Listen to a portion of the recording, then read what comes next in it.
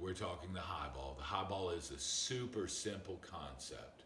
You take 1 part alcohol and 2 to 3 parts sparkling beverage, non-alcoholic.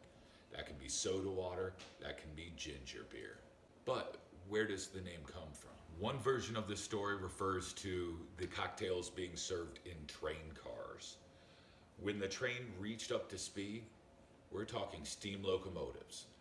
And there's a little bobber ball inside the locomotive. And when that train is at full force, at full blast, that bobber ball reaches the top of the bracket that it sits in, thus highballing. And that sets the train on its path where the highball is supposed to set you on your path. Another reference, also with railroads, is old railroad signs. When the train was going down the track, it would look for one of the signals off to the side. There'd be a little ball hanging. When that ball was raised all the way up, that meant that the track was clear ahead.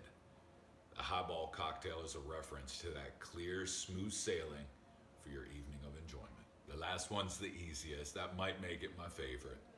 High meaning tall, slender glass. Ball meaning a good time. Inside each tall, slender glass is a good time. History of the highball. The earliest reference to the highball was from 1895. A gentleman named Chris Lawler wrote in the Mixologist a recipe that is almost exact to the highball. In this, though, it was called the splificator.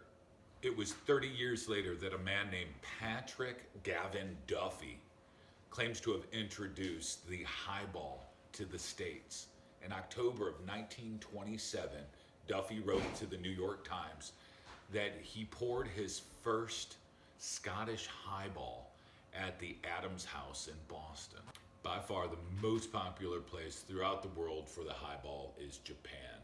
Over 60 years ago, they started opening bars called Tories, that on their menus, there is an entire section for highballs. Now, obviously, when you're bartending at home, it doesn't matter what glass you put anything in. All bets are off. But proper bartending requires a knowledge of glassware. Real quick reference. We have 2 glasses here. One a little thinner, a little bit taller, and the other one just a little bit shorter. With the highball glass, you have 10 to 12 ounces. It's a little broader and shorter. Your Collins glass is anywhere from 12 to 14 ounces, and it's thinner, a little more slender, and a little bit taller. Highball, Collins.